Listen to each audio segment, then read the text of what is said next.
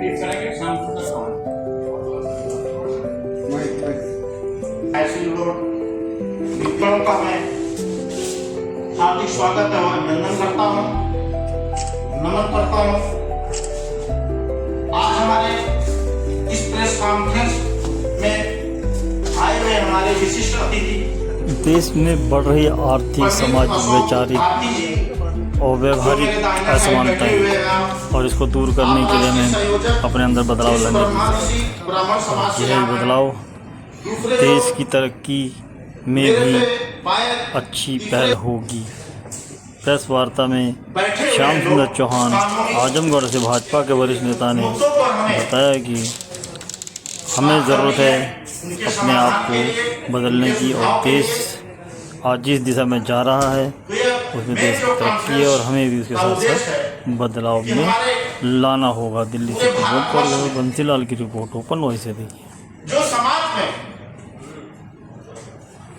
अंतिम पौधाएं मुंह बांध के खड़ी हैं, हमसे सवाल जवाब करती हैं। हमारी बहनें, हमारी माताएं, हमारे नौजवान साथी, हमारे पिता तुल्य जन लोग हमसे सवाल करते हैं कि आखिर में आप लोग क्या करते हैं।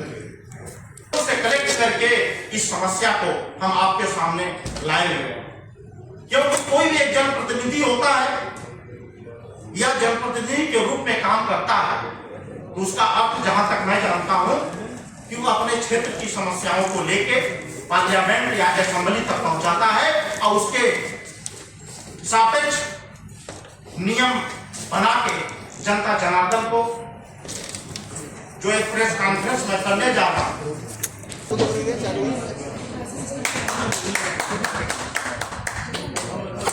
कर ले, इतना अच्छा पैसा कमा ले, लंदन चले जाए, अमेरिका चले जाए, कहीं भी चले जाए, लेकिन जिस दिन एग्रीकल्चर नहीं होगा उस दिन हम जिंदा नहीं रहेंगे।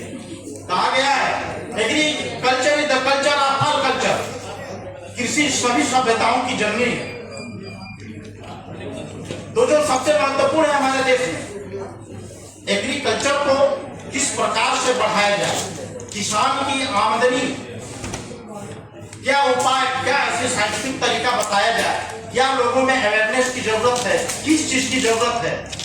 इन सब चीजों से जब मैं रूबरू हुआ तो मुझे लगा कि अभी भी हम बात करते हैं चांद सूरज की पहुंचने की, लेकिन अभी भी हमारे भारतवर्ष के जितने भी राज्य हैं, उनके जितने भी जिले हैं या जितने भी गांव हैं, अभी भी हम लोग एग्रीकल्चर के मामले में बहुत पीछे हैं। क्योंकि देश में जो बीमारियां, जो अस्वस्थता बढ़ती जा रही है, उसका सिर्फ एक रीजन है कि हम केमिकल युक्त, चाहे वो सीरियल क्रॉप हो, चाहे पल्स क्रॉप हो, चाहे ग्रेन क्रॉप हो या वेजिटेबल हो, हम उसका सेवन कर रहे हैं, जिसके वजह से हमारे शरीर के अंदर तमाम प्रकार की बीमारियां पैदा हो रही हैं।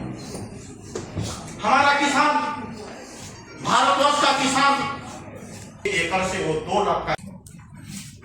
अभी उत्तर प्रदेश गवर्नमेंट ने, ये प्रशासन ने एक अच्छी पहल की है।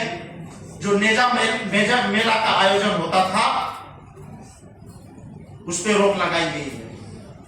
हमारे उत्तर प्रदेश के बहराइच में नेजा मेला का ये दूसरा रूप, उसी सलाम गाजी का जेठ मेला के नाम से उसका हर साल मई महीने में 15 तारीख से आयोजित होता है, 1 महीने के लिए। तो मैं केंद्र सरकार से मांग करूंगा कि पूरे भारतवर्ष में जहां भी इस प्रकार के आक्रांताओं के नाम पे मेला का आयोजन किया जाता है, उसको बंद कराया जाना।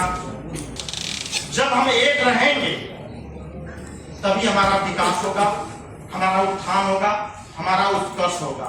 जब भी हम विभक्त हुए, जब भी हम बटे, तो हमारा नुकसान हुआ। ये इतिहास उठा के आप लोग देख लीजिए, जब भी हम बटे हैं, हम विभक्त हुए हैं, हमारा नुकसान हुआ है।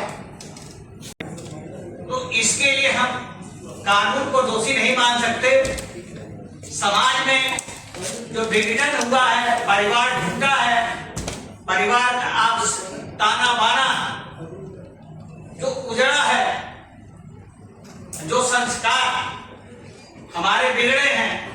जिन परिवारों में रोज लाई झगड़ा अर्थ के लिए, पैसे के लिए, सारी चीजों के लिए होते हैं और आत्मसंतुष्टि नहीं है, जिसके कारण आपको ऐसी घटनाएं देखने को मिल रही हैं। लेकिन आपने देखा होगा, निर्भया कांड देखा होगा, अन्य कांड देखे होंगे। उसके बाद जस्टिस वर्मा की रिपोर्ट पर सख्त कानून लाया गया, सजा को और प्रभावी बनाया गया।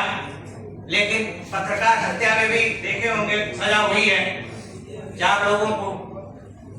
तो इस जुडिशरी न्यायपालिका अपनी ओर से काम कर रही है, लेकिन सोचना हमें है।